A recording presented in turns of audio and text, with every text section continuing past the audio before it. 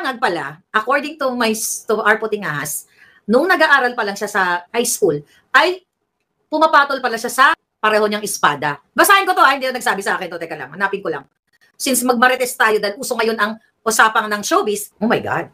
Oh, hindi ako nagsabi nun ha, ito, sabi sa palangga, alam mo yan, sabi niya si Bangag, napakalimutan ng bata pa. Ang problema, itong mga nakaraan na si Bangag pala ay pumapatol sa espada, according to mga puting ahas natin, tapos ngayon, kaya naman siguro hinayaan niya si Lisa Tanas na nakikipagtsoktsakan sa iba kasi jutay lang daw itong si Bangag eh. Jutay lang kanyang pototoy. Ito kasi mga kwento ng mga kaklase nila.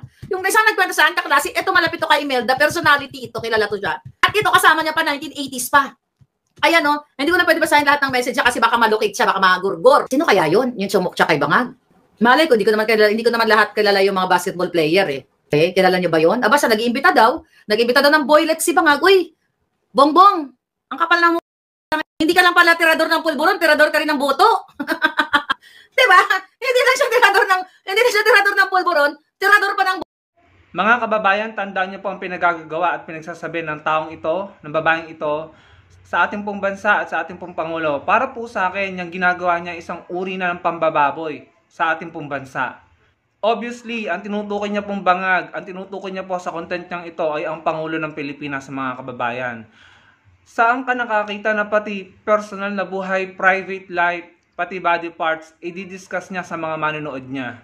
Hindi po ba nakakagalit, mga kababayan? Evidently, chismis, kasinungalingan.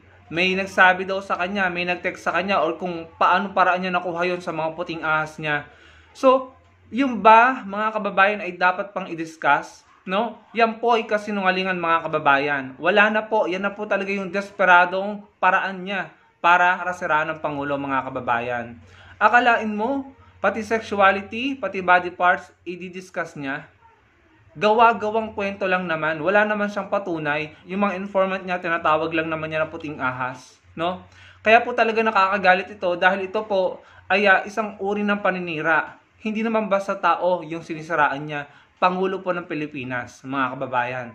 Energetic siya, tumatawa pa siya at masayang-masaya siya sa pinagagagawa niya. Katanggap-tanggap po ba yun? Grabe, mga kababayan, sokdulan na po dahil personalan na, private na buhay, at higit sa lahat, kasinungalingan, chismis, intriga. Yan po ang estilo nila. Yan po ang estilo ng mga yan, ng mga vlogger nila, ng kanilang kampo. Dahil alam nila na may naniniwala sa kanila at may nakikinig sa kanila. Ayun nga po ang hindi ko maintindihan. Bakit kahit evidently, chismis at gawa-gawang kwento, may tumatangkilik pa sa taong ito. May tumatangkilik, may nanonood at may naniniwala at may nagpapakalat ng naratibo niya ng mga sinasabi niya sa kanyang content. Yung po ang hindi ko maintindihan. Tayo mga Pilipino, naniniwala ako, matalino tayo na hindi tayo basta-basta naniniwala sa ganyan chismis. Ayun po ay sobra na talaga. Kaya kahit sa totoo lang, kung ako lang po talaga ay kamag-anak ng Pangulo, baka ako na po nag-asikaso para sampahan ng kaso ang mga ito at panagutin. Although may mga kaso na naisinampa sa kanya. Pero lang pinagtataka ko, bakit ganyan pa rin siya, patuloy pa rin siya nakakagawa ng mga ganyang uri ng pang-iintriga at chismis. Pati high school life, nakalkal, galing sa mga puting ahas niya. Yan po yung isang kasinungalingan, mga kababayan. Hindi ito dapat pinapalampas dahil marami po siyang manonood at maraming naniniwala sa kanya. Kaya mga kababayan, ito lang po ang sasabihin ko sa inyo. Tandaan nyo lahat ng pinagsasabi niya at ginawa niya sa bansa, sa Pangulo, at sa ating pong lipunan. Malaki po ang epekto ng mga pinagsasabi niya sa ating mga Pilipino dahil may mga naniniwala at nagkakalat ng mga sinasabi niya. Tandaan nyo po ang ginagawa niyang yan at wag na wag nyo pong sosuportahan ang lahat ng tao na sosuportahan ito sa 2025 at sa 2028. Wag na wag niyo pong susuportahan ang lahat ng taong ipopromote at ikakandidato ng taong ito. Dahil kung hindi, wala na po tayong pinagkaiba sa mga uto-uto at nagpapaninlang, no, sa taong ito. Kung tayo ay susuporta at maniniwala sa pinagsasabi nito at sa mga ikakandidato nito. Kung tayo ay susuporta sa mga ikakandidato nito, daig pa natin ang hindi marunong mag-isip at daig pa natin ang uto-uto, mga kababayan. Ang mga Pilipino ay matalino.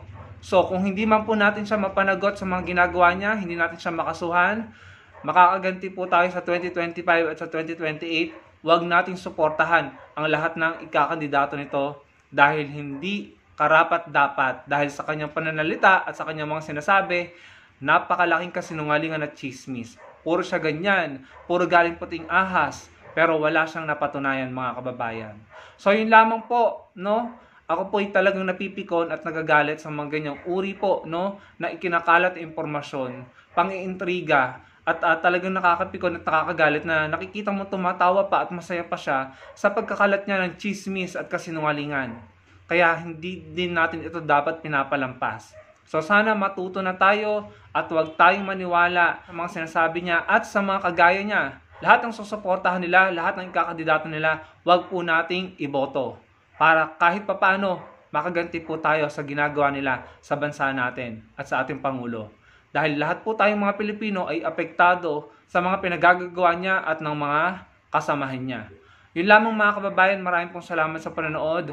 Sana po ay matuto na tayo. Nakaka-frustrate po kasi kung tayo ay hindi nagmamatured at hindi po tayo nag-i-improve pagdating po sa pagpili ng mga kandidato. Huwag nang pro-China, huwag nang nanlilinlang, huwag nang ginagawang joke ang Pilipinas, huwag nang puro drama. Doon na lang tayo sumuporta at bumoto sa puro trabaho, maka-Pilipino at totoong makabansa. Maraming pong salamat sa panonood.